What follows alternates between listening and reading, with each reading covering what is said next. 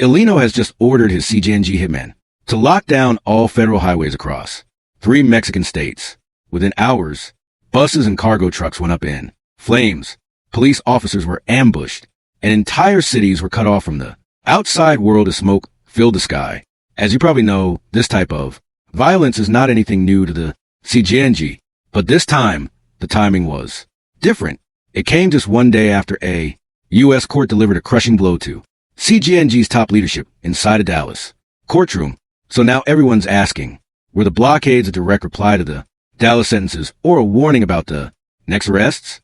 Recently, a video of a phalanx of gunmen proclaiming that the Chapitos faction has allied with the Jalisco New Generation Cartel, the country's other producing job, before they've been sworn enemies. Music. A civil war is raging in North Mexico. 2 factions are vying for control of the Sinaloa cartel, once among the safest places in Mexico. Today, thousands of soldiers, police, officers, and National Guard patrol the southern state of Chiapas. It's a government strategy to curb a spiraling security situation as the country's 2 main criminal groups battle it out for control. The chaos erupted just after noon on one of Mexico's busiest highways. At first, drivers on that route thought the smoke ahead might be a brush fire, but as they got closer, they were hit with a terrifying sight. Buses and cargo trucks burning right across the lanes, blocking everything. Armed men had hijacked public buses and cargo trailers, parked them sideways, and set them on fire. By mid-afternoon, traffic had completely stopped. Cars were trapped for miles, and families sat frozen inside as thick black smoke rolled across the sky. Some people panicked and ran toward nearby fields and farmhouses, hoping to escape. Others dropped down in roadside ditches, trying to stay out of sight. Then came the gunfire. Bursts echoed in the distance, and through the smoke you could see silhouettes of men moving between the flames. Now watch how they went from car to car, ordering drivers to turn around and leave the area in this laser clip. Here they warn people on a bus to turn back. It's better if you get off because there's carnage up ahead. The gunman saying it's the worst violence in 15 years in a city known as the cartel's epicenter. Those who hesitated were dragged out and their vehicles were shoved into the barricade to make it even bigger. And this wasn't just happening in one location. Around the same time, reports started pouring in from other towns. Since it started a week and a half ago, it's left around 50 dead, and scenes like this one across Calacan and the villages surrounding it. The attacks between the 2 fighting factions are taking place mostly at night. And so, every morning right now, the city is waking up to scenes like this one. Bodies dumped in the street. Highways leading into Matacan, Jalisco, and Guanajuato were blocked.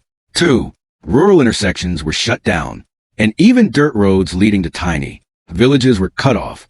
Look, an alliance is being prepared. Between them, they're going to start dividing up their territory, saying, you know what? I won't fight you for that area, but now you support me here. In this business, even the worst enemy can be your ally when it's convenient. In Matacan alone, at least 26 municipalities saw roads blocked, trucks hijacked, and vehicles set ablaze. Lookouts on motorbikes sped from one blockade to the next, warning the gunmen whenever soldiers were on the way. And the authorities, soldiers have flooded the city, more than 3,000. But when one of their commanders was asked when things would go back to normal, he said, no, depended on us. It doesn't depend on us. It depends on the groups in conflict that they stop fighting and leave the population in peace. By late afternoon, social media was flooded with shaky videos, burning trucks, terrified drivers trying to reverse, and parents running down the shoulder of the highway with their kids in their arms. Title's first time out of her house with 7-year-old Sandy after gun battles in their neighborhood. It left a mark on both. It was traumatic. The children were scared. It's very bad. I was with my grandparents, and when I heard the shootouts, I had to hide. Some clips even showed buses still smoldering while masked men stood nearby warning people to stay back. It sounds like a tacit admission that the state can't stop this, but it'll need to, either by facilitating negotiations or force. The Sinaloa cartel is present throughout most of Mexico. If the conflict engulfs the entire organization, many more will suffer. 2 police officers were killed in the clashes, and several more were wounded, but by the time reinforcements arrived, the attackers had vanished into nearby communities, leaving behind a trail of destroyed vehicles, smoking, debris, and terrified civilians. This small town of some 2,500 residents is at the heart of the conflict that has gripped the state for years. It's right on the border with Guatemala.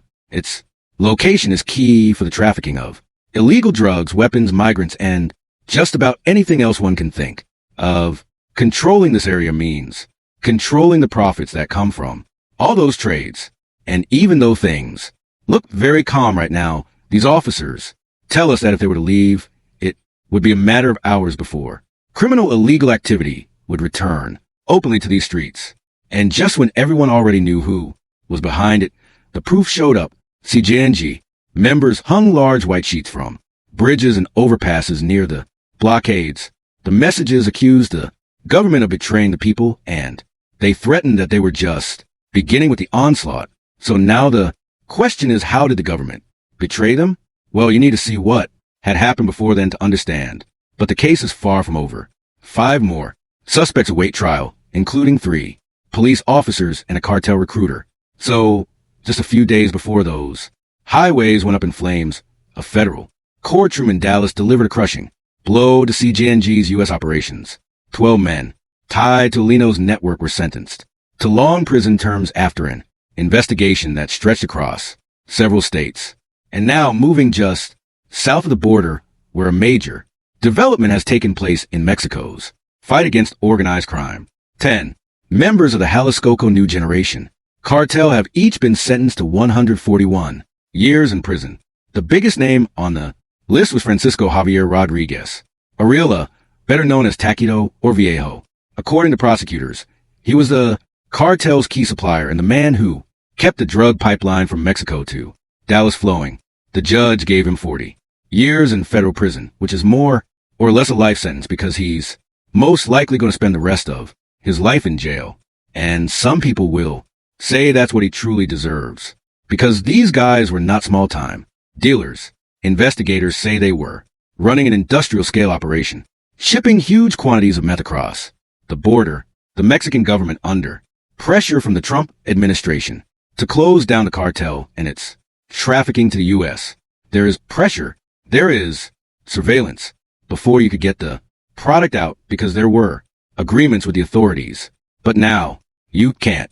Now you want to move something and suddenly you bump into a convoy.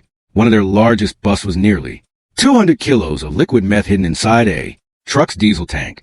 When police drained the tank, they found a coal worth millions on the street, and it was only because of wiretaps that the group was destroyed. Federal agents recorded coded phone calls about drivers, stash houses, and drug routes. These calls helped them map out the entire network from the source in Mexico to the last distributors in Texas. Now, the crazy thing is that this crew ran this thing like a business. Some members recruited drivers while others planned routes and arranged safe houses. During the pandemic, they even switched to using U.S.-based drivers, which made the routes harder to spot until the wiretaps exposed those exact handoffs. When the dust settled, sentences ranged from 4.5 years to 40 years. Authorities seized more than 650 kilos of meth, 17 firearms, and over $220,000 in cash and assets. It was one of the biggest hits ever against CJNG's distribution chain. In North Texas, a joint task force mapped the whole route end to end, which collapsed Dallas distribution overnight. So you can see why the cartel went on a rampage just days after sentencing. But like they said, locking down the highways was only the beginning. Over the next few days, the violence turned even darker and left entire towns shaken. Another massacre in Mexico, Jalisco. State police discovered 2 vehicles filled with human body parts. Officials say they were likely the victims of a rival drug trafficking organization. Just when people thought the chaos was over, the violence took an even darker turn.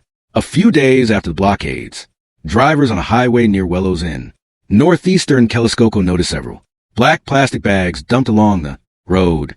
At first, they thought it was trash, but when the National Guard arrived, they made a gruesome discovery. 5 men had been murdered, and their remains left inside those bags.